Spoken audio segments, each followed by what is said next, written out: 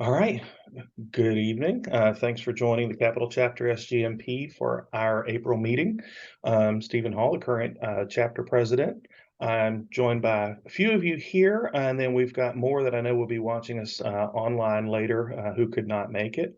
Go ahead and turn over to do some introductions. Dr. Gabrielle. Hi, I am currently on the road and I am going to be the incoming president of SGMP Florida Capital Chapter, and I'm really excited. We have an excellent slate of officers. And thank you, Stephen, for your leadership, and Dr. Moran, as always, for your leadership. And I'm looking forward to hopefully kind of pivoting a little bit and listening to some of the feedback that we're getting. The survey is still open if anyone has not had a chance to complete it, but there's valuable feedback and we are listening, and we're going to be making some changes to make sure that we engage people in the way that they'd like. All right. James. Oh, thank you. James Moran. I am a past president, 2 presidents removed, if you will. And it's been a pleasure being a member of SGMP. Always excited to be here. I look forward to sharing with you on this evening. But I work at Florida A&M University College of Pharmacy and Pharmaceutical Sciences, Institute of Public Health, on the administrative staff in the dean's office. And I will be your presenter on this evening. Thank you. All right. Janet, tell us a little who you are. You guys all know me. I'll turn my camera on. I'm Janet Roach with Visit Tallahassee, and I also have decided, I think, to go ahead and put my name in for second vice president. So you'll see my name on the ballot upcoming, and getting a little more involved again, and looking forward to just, seeing where I can help out. We are And we so look forward happy to about that. Yay. Yeah, that'll be Right. good. And as I mentioned, I'm going to change to my phone in about a half hour here. So just let me back in. All right. Well, we're going to listen actively to you, James, as you go through those 158 slides. Absolutely. That was just a joke aside. We don't have 152 slides. But on this afternoon, we will talk about active listening. It is not what you hear, it's what is being said. Okay, what I'm going to do at this particular time is go ahead and share, and then we will start our presentation from there. All right, here we go. Let's do this. I'm going to go ahead and click on my sound, and then you'll have to control, if you will, the sound of your end when you're in, if in fact there is the volume is a little bit loud on your side. Now I'm going to open up this in full view. Hopefully, well, there we go, and we are ready to get started. Let's see, that little spinning wheel is going forward. It looks like my PowerPoint is trying to open. It's open. Good job.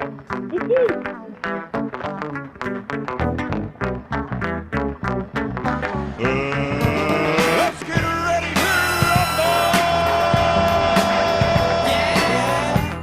Yeah! Let's get ready to rumble! All right. It went by a little bit too fast, faster than I expected it to. But again, as we see that the name of the topic this evening is active listening. It's not what you hear, it's what's being said. Now, here are the key takeaways for this evening. The key takeaways are understanding the difference between hearing and listening, to explain the benefits of listening, as well as to demonstrate the consequences of poor listening.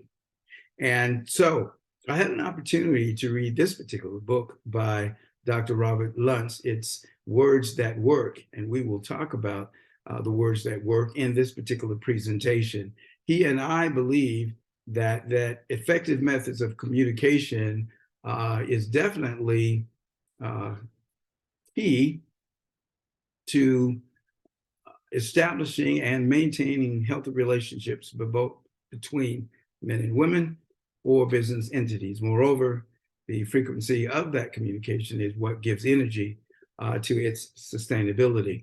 Now, can you or anyone that is on this call can share with me and tell me what is hearing? And we will ask the same question of you about what is listening. Anyone? Okay. Hearing is often a lot more passive, where it's the sound that's coming through. Say again.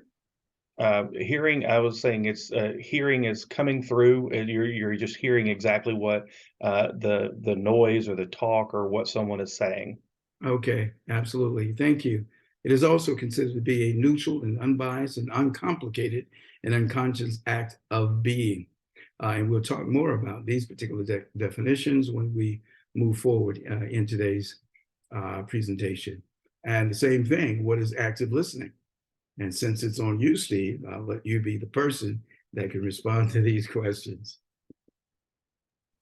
We've also been joined by Ms. Patty Ball Thomas, so anybody else can feel free to chime in as well. But to me, that's where you're taking in what's being said, and you are paying attention to it, and not so much like what many of us will do is figuring out what are we going to say next. How are we going to respond to that? But truly digesting what they are saying and paying attention to it versus trying to think on, what's coming up next or what your response is going to be. Okay, absolutely wonderful.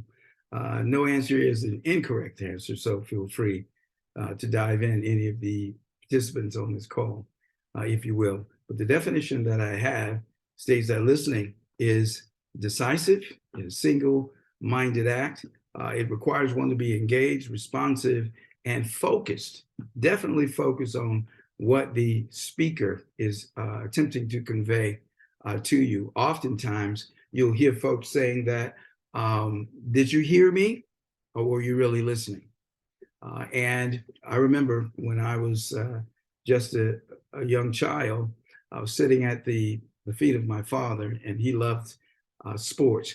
He was a fan of boxing. So if a boxing match was on, you pretty much could not get his attention. And so I don't really think that he listened to what I was saying. He was hearing the chatter, from my lips, but he was paying more attention to the game. And I'll talk about how important listening is among one another. Now, Dr. Luntz mentioned that there are several systems of communication that are used in the political realm during campaigns with Fortune 500 companies as they begin to push their products and their sales, as well as keynote addresses of presenters who want to motivate movement or a cause. And we'll see a few of those demonstrations. As you can remember, the political slogan examples that are here before you, Obama's fired up and ready to go. Donald Trump's Make America Great Again. John McCain's Country First. And one of the most famous slogans from President John F. Kennedy, ask not what your country can do for you, ask what you can do for your country. And we see them happening also with Fortune 500 companies when they use these memorable phrases. There are many more that we'll be able to pull from the back of your mind as you see the ones that are before you. The Bounty, the Quicker Picker Upper, Lay's potato chip, you just can't eat one. And I've proved that it is definitely true. I've purchased Lay's potato chips and ate the entire bag nonstop. A problem. I put on a couple of pounds during COVID eating Lay's potato chips. Allstate, Subway, Dunkin' Donuts, as well as Nike. Just do it. And memorable quotes from Dr. Martin Luther King. We must accept finite disappointment, never lose infinite hope. Mother Teresa, if you judge people, you have no time to love them. Malcolm X, a man will stand for nothing, will fall for anything. Mahatma Gandhi, be the change that you wish to see in the world. And Eleanor Roosevelt is no one can make you feel inferior without your consent.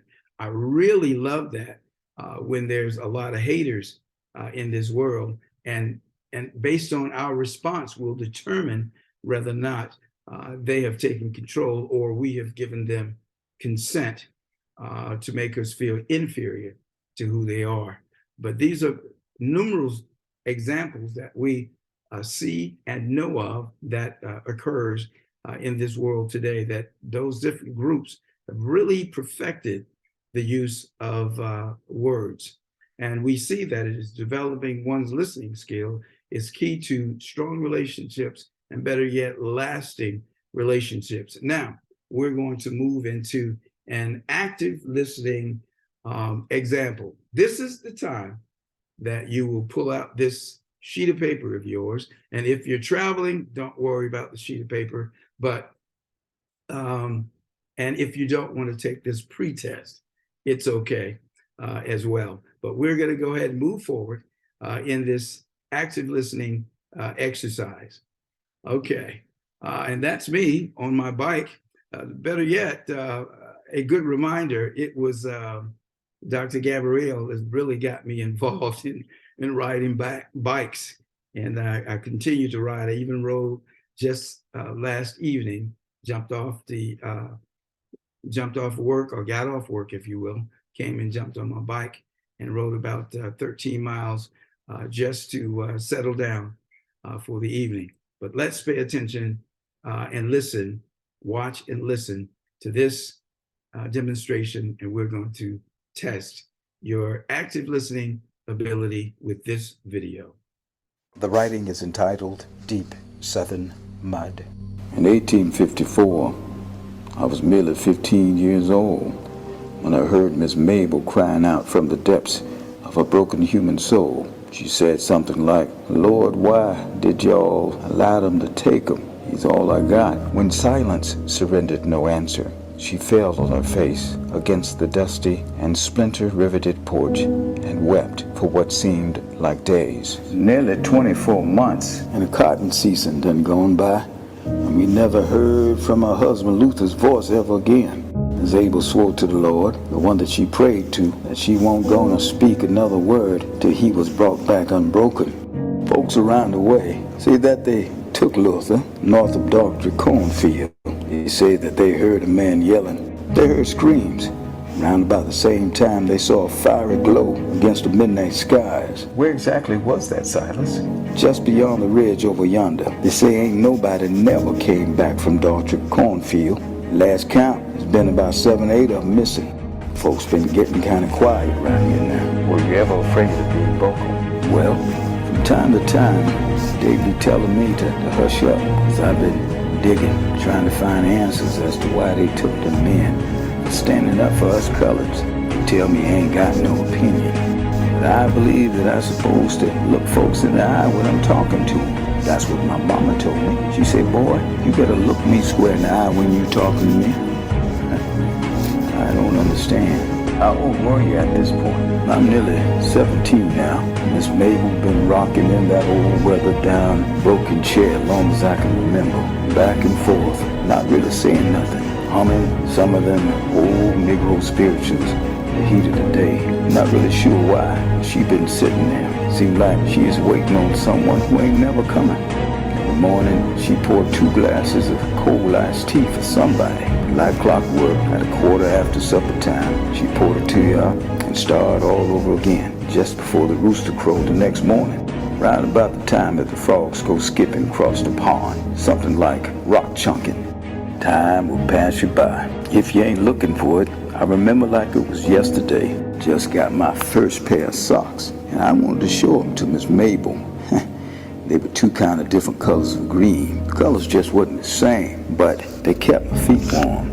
I went over there, and all I saw was a glass that never been emptied, and the other glass laying on its sides, broke.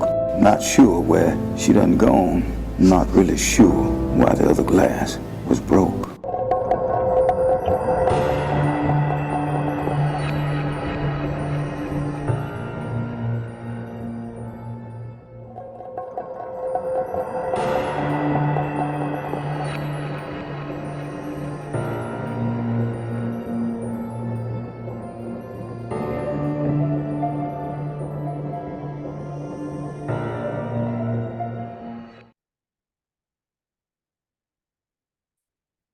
thank you for listening in. And I want you to answer these following questions. I see that there was answer these questions, if you will. The first two, and then I will continue forward. The question is what is the story about, and who are the main characters in this particular story? And I will move forward with the answers to these questions. You probably already know, but this will definitely prove if you were on point and listening intently. The first two answers are: it is the untimely death of 10 men in the Deep South during the 1800s. And the main character who was speaking that you heard about or learned about was both Mabel, Silas T. Mudd, who was narrating, as well as Luther, the husband of Mabel. In what year did this event take place? It stated that it took place in 1854. And what was the span of time in years did the storyteller address? He addressed 2 years during his presentation. Question 5 and 6, between what ages was the storyteller when he told the story? And lastly, what happened? Not lastly, number 6, what happened to the wife's husband? It was between the ages of 15 and 17 years of age, and her husband was murdered. And the last two answers is that his name was Luther, and Mabel died of old age and a broken heart. And so I will stop sharing right there, ask you a question, then I'll come back to it. Were you able, and thank you, Latrell, for being on the call, were you able to gather some of those answers from what I shared? I was. Okay, well, good. Well, good. How about you, Dr. Thomas? I'm putting you on the spot.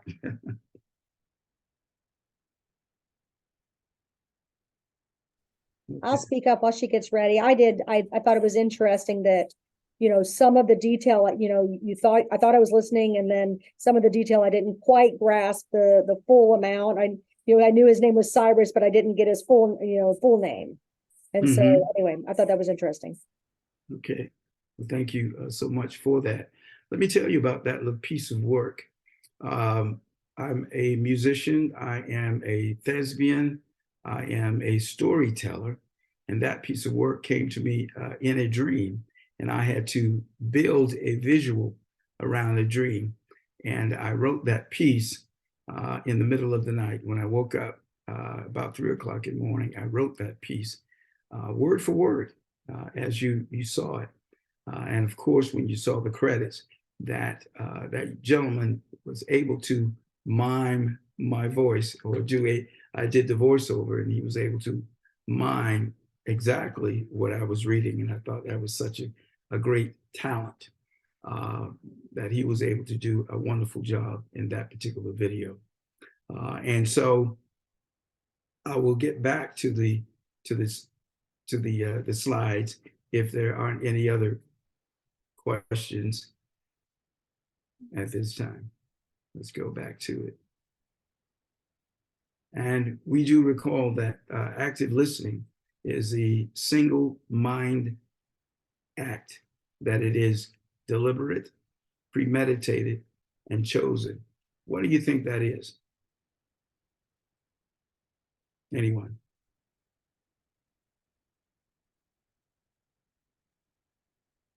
Okay, I will move to the next slide. And hearing, if we mentioned a little bit earlier, is unplanned, it's automatic, and it's natural and unbiased. And so the key benefits here to active listening is that you build trust and strong relationships. It helped us to resolve conflicts, and it helps us also to prevent missing key information in a conversation and a negotiation, if you will. It enables us to identify and or anticipate problems, if you will, and it helps us to build more knowledge when we are thinking about businesses. When we listen to negotiations or listen to the needs of our constituency if I was a politician, if you will, to the needs of the people that I would represent. And what do you think is happening right here with this figure? Well, he's demonstrating that he's closed off, and he may even be angry, is what it looks like.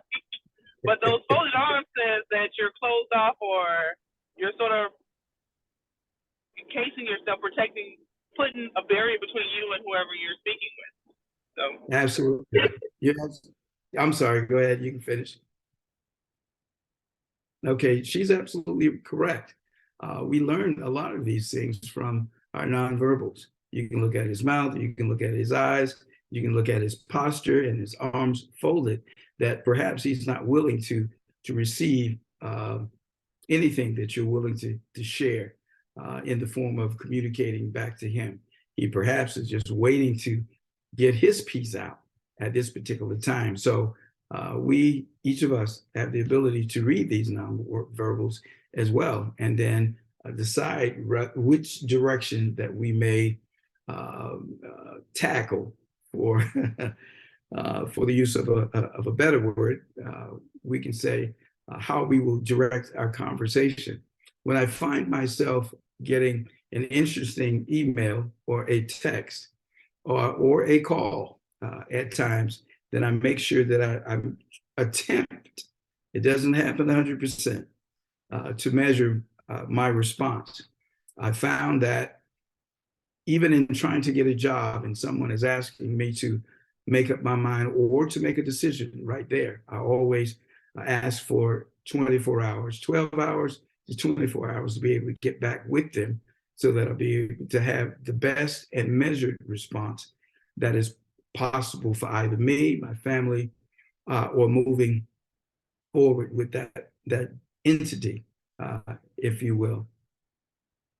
And so what is actually happening, as Latrell brought out, was that there are poor listening skills that is taking place. And with this posture, more than likely, the individual will be making assumptions and misunderstanding. Of course, it leads to errors and ineffective decisions that can be costly down the line, and will make a lot of mistakes, and it will be detriment to the trust, and it leads to hurt feelings and weaken communication when we're tight-lipped and folded up, as you see before you. And situation overload. This is it. When people talk, they seldom listen when they're in this particular posture, and that we're too busy waiting to dive in to say what we have to say. We're not really truly listening at that point. We're saying that, yeah, I hear you, but here is what I have to say. And with that, there's low concentration, there's lack of prioritization, and poor judgment in that response that the person would have moving forward with that relationship. So you should be like Uncle Benjamin. Uncle Benjamin here, he's an active listener. He's listening intently, and he would be able, without question, to digest what someone is saying and to understand what is going on, because you see that he's open and receptive to what you have to say. And not only, is he listening, what he does, in fact, that he enhances the ability to better understand you, being that communicator. And it becomes more enjoyable for not just himself, but for you. I recall when my daughter was just a small child, very different than my father's parenting.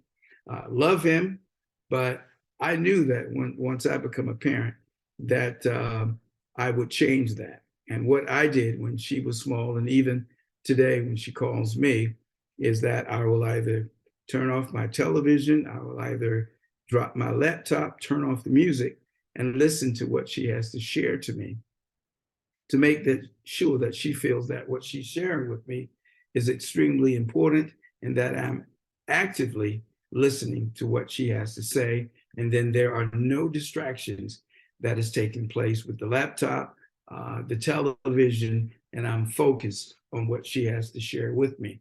And at the end of her conversation, I always state, is there anything else you'd like to share before I go back to either watching television or doing some work?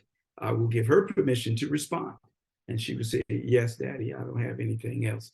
And she would also add, thank you for listening. And I found that to be very valuable.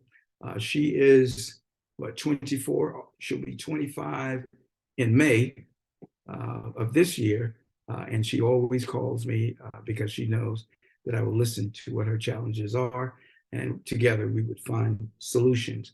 And that's definitely key to the relationship that I have with her. And it has played an important role in my life and more importantly, in her life as well. So changing the tone. I was talking about that. And once we become an active listener, we can change the tone of what is taking place before us. These are some of the things in the corporate world, in corporate negotiations that may take place.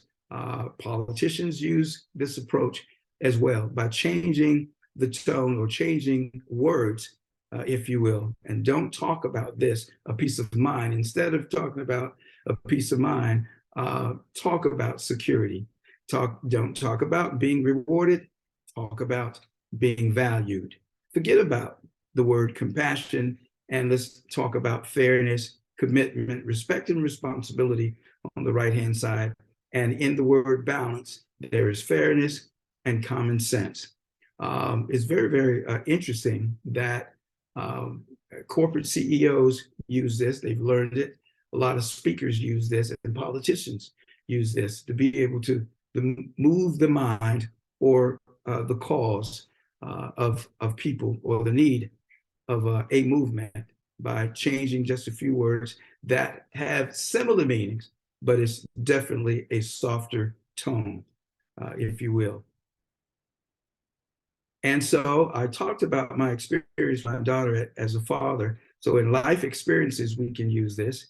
In negotiating contracts, we can use this. And also, as I mentioned earlier, in emails and different texts, we can use this. And we begin to repeat this, and we'll see a world of change that would take place in the conversation or the relationships that you have both with people and with business entities. Any Q&A, any questions or answers that I can respond to? Any questions I can respond to with my answers? Dr. Moran, this is Patty Ball Thomas. Thank Yes, you for ma'am. sharing your information with me. And similar with my son, I have a relationship with him where he can call me and we can discuss. He knows that I will listen and support him too as well. I did put something in the chat as to whether or not you could share your PowerPoint presentation. That you couldn't hear me? I could hear you. My question is, will you share your PowerPoint presentation? Yes, ma'am. What we normally do is I will send this presentation to matter of fact, Dr. Gabrielle saves the recording. But yes, I'll be more than happy also to share the presentation. But when Dr. Gabrielle shares the recordings, where does she house the recording? It's on the home page of the website. If you go to sgmpfl.org, it's right there. Thank you. Mm-hmm. And you'll be able to see some of the previous presenters on that site as well. And Dr. Gabrielle mentioned that it has been well received, and we thank her for doing that because we've received commentary from some of the members that they've had an opportunity to go back and review some of the presentations. And I thank her for that very well, both the president and Dr. Gabrielle for doing that. Since there aren't any more responses, thank you so much for listening. And that ends my presentation. And this is my contact information, which you all have. But again, I will share my presentation with you, Dr. Ball Thomas, directly. Thank you so much. You're absolutely welcome. All right. thank I you. saw that there were questions in the chat. I tried to click on it, but while I was presenting, it would not allow me. So I apologize for that. Sorry, everything was covered there.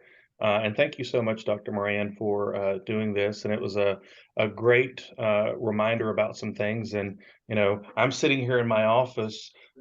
You're on one screen. I got two others over there, and do my best to resist the temptation to see what email came in and all that. Because particularly in this environment, whether you're at work or it's something a little more personal like this, trying to listen actively, we have so many distractions, and our phones being the biggest among them, because I know so many times somebody will call me. Well, I've got them on speakerphone, and then I'm sitting here looking at other stuff on my phone at the exact same time, and I'm not listening. It's a struggle. We have so much information and content overload in all of our lives that I think that's is a solid reminder that we need to make sure that we put those other things down, and we pay attention to the person that we are speaking with. Otherwise, why are we speaking with them? So Exactly. Dr. Gabrielle also told me to slow down. Yeah. I find myself getting involved in a lot of different things that she's pretty much shared with all of us. But I can say, because of her, I've cut back on a number of my boards, if you will. I just ended one as a commissioner with the Tallahassee Housing Authority about 2 weeks ago, and I haven't signed up for anything. And what I used to do is try to fill in that time. And with that, with being involved in so many different things, even though that I was attempting to give a lot to the community, I was then losing focus with what was going on around me by being involved in so many different things. I'm not saying that community service is not important. Yes, it is. But to give you an example, I probably was on about 4 or 5 boards once in any given period of time. Dr. Gabrielle, she has a question. Yeah, no, I just wanted to say that's a really good point. And thank you for sharing that, because I do think that in order to have focus, we have to have self-care. And so many of us are being pulled in so many different directions that we're not fully giving our attention to what matters most to us. And so when we are volunteering so much and working so much that we're not our best selves, it's not good for anyone. So I love that you're riding your bike again. And that's self-care, and you have to start to say no to things in order to open opportunities to be your best self, but also the people you serve benefit. And that includes, you talked about your children, it includes your family, it includes people you care about, because when you're diluted, when you're exhausted, when you're being pulled in a million directions, you're not your best self with anyone at home or work or philanthropic stuff. Absolutely. Yeah, absolutely correct in that. I remember when I was in the military, and they stress self-care from the physical, the mental, the emotional, the spiritual, because how can you lead if there's no self-care? How can you take that hill? So if you're completely out of shape and can't lead your people because they are watching you, you should be that example in the lead of change. And if I'm going to take that hill, I have to be able to physically take that hill. But if I'm saying, "Hey guys, you go ahead ahead of me," there's going to be a problem. They're going to look at me. So it's definitely everything that you said, Dr. Gabrielle, is definitely key and extremely important. Definitely doing better. I am what I'm doing now And I've shared this, I'm trying to lose about, 10, 15 pounds. I'm not that, I'm not big at all, but I'm trying to get back into tip-top fighter shape, if you will. And I'm in the midst of a competition, a riding competition. I just did 12 miles, and I average at least 60 miles in one given ride. My trainer just did yesterday 120 miles in one day. And so he got up yesterday morning and he rode a round trip of 120 miles. And so I attempt to get a trainer, if you will, and Dr. Gabrielle is one of those trainers that will, push me to get better and better. Yes, because I recall riding for 2.5 miles and it was a killer. That I got up to 5 miles. I was extremely excited.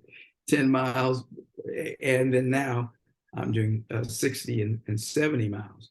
And my top number is going to be 100 miles. And I'm entering in, competition. We have another one that's going to take place in Tampa in November of 2024 that I have signed up to participate in. And so I got to get myself together. I have 1 year to get myself together to attempt to ride 70 or 80 miles November of 2024 in Tampa, Florida. So wish me luck. That's awesome. You can do it. Yeah, I believe I can do it. Or I can catch the truck back if the rest of the way. You can do it. It's all about Yeah, nutrition and pacing and practice, and just like anything that you're working toward, whether it's a professional goal or a personal goal, it's all about commitment, and you got it. Indeed. Yeah. I'm one of those guys that is once I get focused on something, then I'm going to do the best that I can, and each of you are as well that I know of. But I have nothing further if either one of you do not. But I do thank you for your time, your commitment, and your attention to today's presentation. And I will email it out to each of you that are on the call. And of course, as Dr. Gabrielle had mentioned, the recording will be on the website as well. Thank you. Thank you. Thank All right. you. Does anybody have anything else?